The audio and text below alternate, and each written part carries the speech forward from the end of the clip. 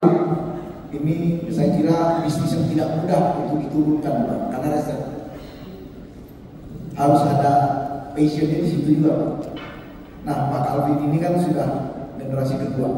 Bagaimana transformasi ini bisa terjadi dan Pak Calvin mengembangkannya sehingga saat ini gitu, Pak. Silakan, Pak. Ya, di awal usaha saya ketika masih SD udah dibangunin jadi makan untuk pasar sama orang. Jadi bangun pagi bantuin mama belanja sayuran bahan baku untuk jualan. Tapi cuma sebatas itu aja. Pulang sekolah bantu ngeliat meja, mama masih jualan di garasi, dipinjemin sama tante saya. Terus nggak terlalu bisa tertarik, Pak, karena nggak ada duitnya gitu loh, Pak. Karena itu harus kapan juga. Lanjutnya saya beberapa orang pemimpi, Pak. Saya suka baca buku dan saya mulai memvisualisasi, Pak, figur-figur sukses dari Thomas Alva Edison yang bisa bikin lampu dan sebagainya. Dan tanpa sengaja saya mulai menceritakan visinya saya. Ketika saya kuliah, mama saya masih jualan di garasi dan saya bilang one day Garuda 20 bentukannya sekolah. Dan puji Tuhan tahun 2004 tercapai visinya itu, Pak. Dan saya mulai nyemplung di situ, Pak, secara keseluruhan. Oke. Jadi dari situ mulai kita dapat ada investor di sana. Dan dari satu cabang kita mulai bisa tumbuh menjadi 6 cabang. Tapi adanya perbedaan visi dan misi dengan investor, akhirnya kita beralih ke investor. Dan akhirnya pada saat itu mama saya dalam kondisi down tahun 2008 karena harus membayar semua investasi yang dikeluarkan oleh investor.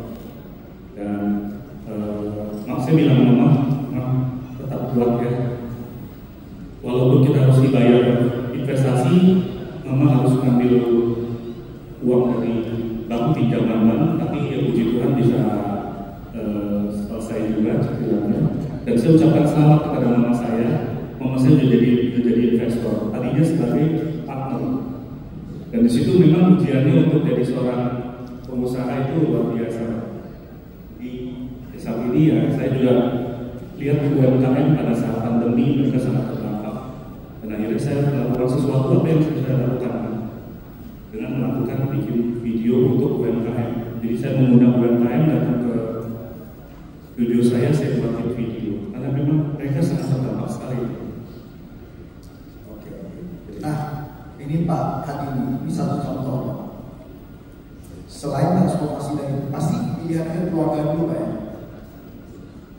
Tapi ini kalau nggak kerja keras dari Pak Calvin sendiri mengikuti dari bisnis keluarga itu, saya kira juga sangat sulit mungkin, Pak. Tidak hanya sekedar memberikan saja kepada turunannya, tetapi siapa si turunannya ini yang saya kira di antara sekeluarga belum tentu semua bisa mentransformasi dari bisnis keluarga itu. Betul Pak Hadi? Terus passion adalah segala, kemudian kapabilitas juga segala. Jadi kombinasi antara kapabilitas dan passion pasti Pak Calvin sekarang lagi lihatin anak-anak ya. Mana yang punya passion, mana yang punya kapabilitas. Sedikit kita konfirmasi generasi Pak setelah Pak Calvin udah mulai ada. Kebetulan saya ngajak anak saya yang perempuan. Generasi ketiga. Iya. Rodi. Ada ya, Pak. Nah, gadu-gadu Garuda ini bisa aja menjadi sangat besar, menjadi franchise yang besar, dan one day pergi ke mancanegara. Nah pada saat itu jumlah family bapak baru nyesel, kok Pak anaknya banyak?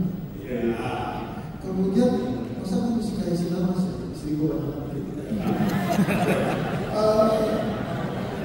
kan anggota family gak banyak, ngomong bapak perlu cari nama profesional dan bapak juga bisa capai juga. Jadi effort company one day dari retail menengah jadi large family business, one day you need family members untuk menjadi eksekutif. Jadi effort pelan-pelan selalu applicable. Dari sekarang kalau udah mulai bisa percaya non-family profesional akan diproses di bidang marketing, di bidang operational. One day mungkin bapak baru pikir gue pegang kuncinya untuk family management. Nah itu mungkin jawaban saya. Ya. Nah ini contoh dari posisi mungkin bisnis kuliner Pak ya. Ini masuk ke Pak Rahmat nih. Pak Rahmat bisnisnya mainan, menyenangkan turis keluarga. Pak Rahmat setahu saya generasi ketiganya udah mulai Pak ya. Nah mungkin sedikit Pak Rahmat silakan menjelaskan bagaimana family bisnis ini bisa, saya lihat kuat sekali, non isu Pak. Silakan Pak Rahmat. Terima kasih Pak Tutun. Tadi mendengar paparan dari Pak Hamdi, saya rasa memang menurut pendapat saya kombinasi adalah yang terbaik. Karena kalau kita melihat perusahaan-perusahaan di Eropa yang bertahan sampai 8 generasi atau 10 generasi, keterlibatan dari keluarga itu masih selalu ada, yang dibantu atau dikembangkan oleh para profesor. Kami sebagai perusahaan kecil, perusahaan keluarga kecil, tentunya size-nya belum sampai dulu ke sana. Tetapi one day tentunya akan juga ke sana. Jadi yang utama semasa sekarang ini masih menjadi family business, saya coba menerapkan beberapa prinsip di perusahaan. Sebagaimana umumnya perusahaan itu biasanya mengutamakan yang disebut corporate culture. Nah, kenapa tidak kita mulai dengan family culture dulu di dalam perusahaan kita? Yaitu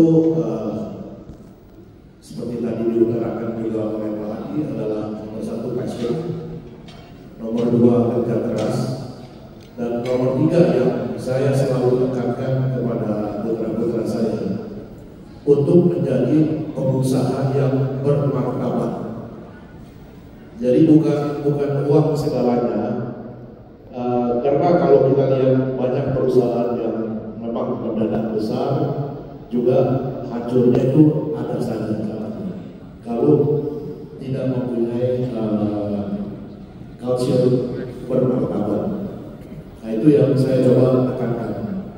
Kita tetap bekerja, harus maju, tetapi bermartabat itu jangan merugikan orang lain.